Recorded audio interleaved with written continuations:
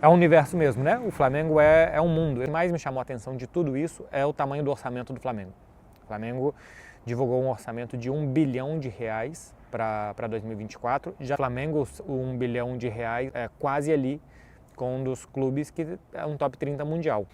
Eu acho isso muito bom. Sobre engajamento com o público internacional, Fala, rapaziada, hoje a gente vai estar acompanhando as impressões do Marcelo Beckler sobre o Flamengo. Acho difícil de não conhecer, mas para quem não conhece, ele é setorista do Barcelona, trabalha lá na TNT Sport e é um dos melhores jornalistas que a gente tem aqui no Brasil. Lembrando sempre que o canal dele tá aqui na descrição para quem quiser dar aquela conferida, canal muito bom. Considere deixar aquele like para fortalecer o canal. E agora vamos dar uma olhada nas impressões do Beckler sobre o Flamengo. É um universo mesmo, né? O Flamengo é um mundo. Eu sei que cada clube de futebol é um mundo, mas o Flamengo envolve muita coisa. Envolve, para começar, e de tudo que a gente viveu aqui durante essa semana, chegou o Matias Vinha, o Mateuzinho aí pro Corinthians, não foi.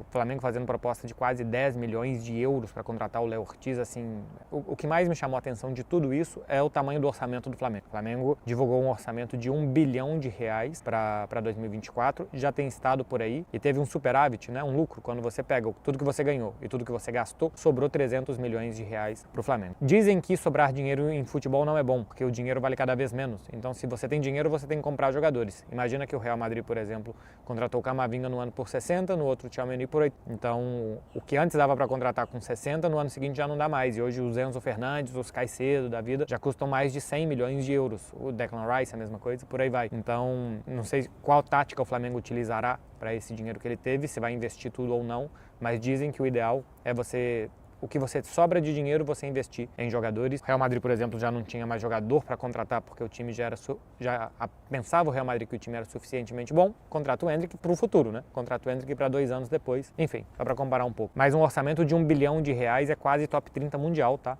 No mesmo dia que saiu o orçamento do Flamengo, saiu o estudo que a Deloitte faz todo ano. A Deloitte é uma empresa de auditoria e saiu o estudo Football Money, tá disponível na internet para vocês verem. O Everton tem o 30º orçamento do futebol europeu, com 198 milhões de euros de orçamento, temporada 22-23. O Flamengo, o R$ 1 bilhão dá 193 milhões de euros. O Flamengo alcança isso fora do centro europeu e numa moeda super desvalorizada. Então, assim, é quase ali com um dos clubes que é um top 30 mundial. Isso faz com que o Flamengo possa contratar muitos bons jogadores, praticamente contratar quem ele quiser no mercado interno, né? Manter bons jogadores também, não é qualquer proposta que vai tirar jogadores do Flamengo, e ter um time em idade adulta. Porque uma coisa muito comum do futebol brasileiro é você ter um time com muitos garotos e muitos veteranos. Mas os jogadores entre 24 e 30 anos, por exemplo, boa parte deles está na Europa ou está ganhando a vida em outro lugar depois de voltar para o Brasil. O Flamengo não. O Flamengo pode ter muitos bons jogadores, e são muitos bons jogadores que o Flamengo tem em idade adulta. Então isso é extremamente positivo. O que veio fazer aqui também, eu acho extremamente positivo. De vir para os Estados Unidos, colocou 23 mil pessoas no estádio, porque cabia 25. A parte do Flamengo estava cheia, a parte do Orlando City não. Tinha jogado um jogo contra o Philadelphia Union a 150 quilômetros aqui de Orlando. Cabia 7 mil pessoas no estádio. Colocou 7 mil pessoas no estádio. Aqui no centro de treinamento cabia um pouco mais de 1.000 pessoas. Colocou um pouco mais de 1.000 pessoas. Então tudo isso é muito positivo. Primeiro, para se aproximar de um público que você não tem todo dia. Esse público não tem o Flamengo todo dia. Esse público que está aqui não pode ir no Maracanã todos os dias. Então aproxima. Muitos flamenguistas que estão viajando aqui por Orlando, pelos Estados Unidos também vieram. E muitos que moram aqui nos Estados Unidos. Então se aproximar do seu público eu acho ótimo. Assim como o Flamengo está jogando Campeonato Carioca, até porque os adversários estão vendendo mano de campo, mas está jogando no Nordeste, vai jogar em Belém do Pará. Eu acho muito bom que você possa levar o seu clube até as pessoas.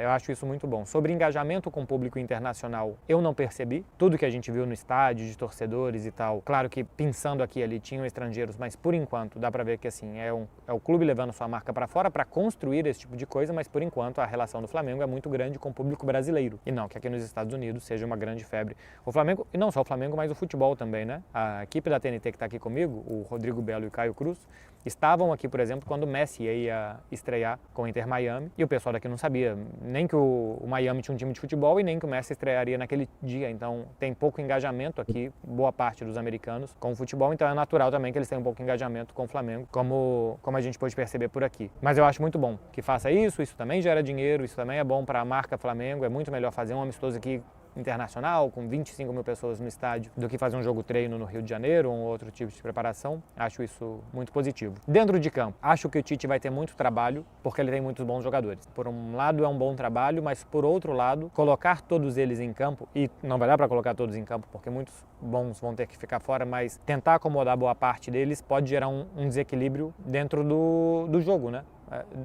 Dá para ver que é um Flamengo que quer atacar muito, mas que, por exemplo, no jogo daqui manteve por muito pouco tempo a bola no campo de ataque. Foi um time que, quando tinha campo para correr e transição, ia melhor do que nos ataques mais estáticos. Ainda não é um time que se posiciona no campo de ataque, que domina o rival, que controla o rival. Não deu para perceber isso. E se ele quer montar um time com Pulgar, Gerson, Arrascaeta, De La Cruz, Everton, ou Bruno Henrique e Pedro, ele vai ter dificuldades para equilibrar ataque e defesa. Percebi um Tite mais observador do que eu conhecia. O Tite na seleção brasileira era muito enérgico, falava muito durante os treinos, durante os jogos. Aqui, praticamente o Tite, mãozinhas para trás, mão na cintura e observando a sua comissão técnica trabalhar, o que é normal, tá? A gente até fez uma entrevista aqui com o Kleber Xavier na TNT e antes do treino tem uma reunião, o Tite passa para os seus auxiliares o que ele quer do treino e depois do treino uma outra reunião para avaliar o que foi feito no treino, fora as imagens de vídeo, tanto de jogos como de treino, que são utilizadas também nas análises. Mas a energia do Tite no dia a dia eu percebi bem diferente do que eu vi na seleção brasileira.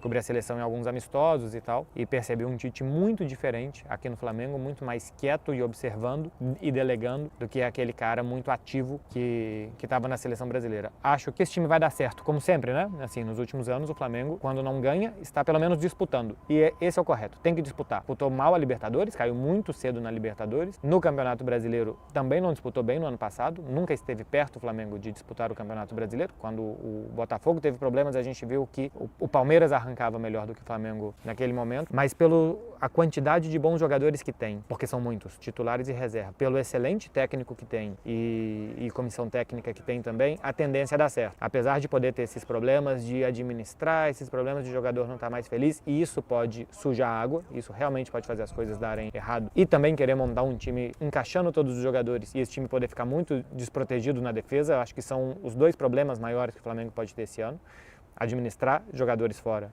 e os que estão dentro, como é que esse time vai atacar e defender bem, mas eu acho que tem o melhor técnico possível para fazer isso. Não sei se vai ganhar 1, 2, 3 ou 4 títulos, mas eu acho que vai brigar por todos. Fora é um ano complicado para o Flamengo, né? É um ano de eleição.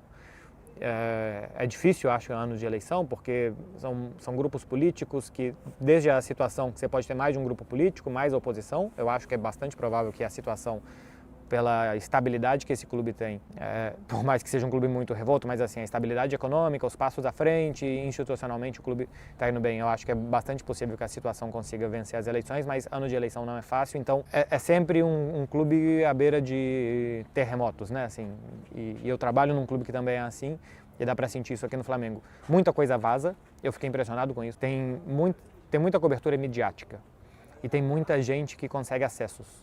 E não muita coisa vaza no Flamengo. Isso acho que é muito perigoso, porque se um diretor pensa uma coisa, vaza uma coisa, outro diretor pensa uma outra coisa, vaza outra coisa, e quando você vai ver, existe um ruído muito grande, e eu percebi aqui durante essa semana que é um clube cheio de ruídos, e também pode ser uma casca de banana.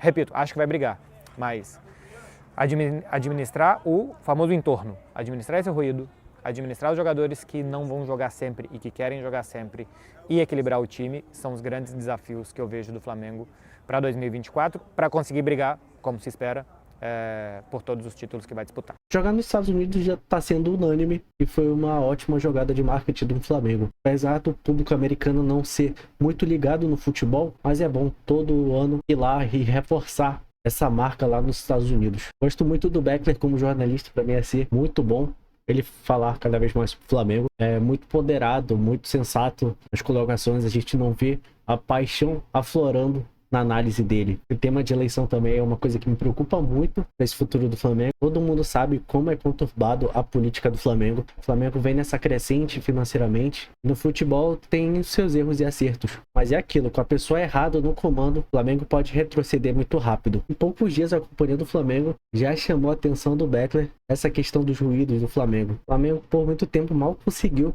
segurar uma escalação. Sempre vazava antes. É algo que, como flamenguista, a gente até já está acostumado, mas é algo que não pode acontecer. Mas isso é só minha opinião. Deixa a sua aqui nos comentários. Muito tem se falado sobre esses jogadores estrelados do Flamengo. Será que isso pode estourar lá na frente? Comenta aqui. Eu particularmente acho que não. Acho que o Tite é uma das melhores pessoas para lidar com um grupo tão qualificado quanto o do Flamengo. Mas é isso. Obrigado por acompanhar o vídeo até aqui. Valeu e até o próximo.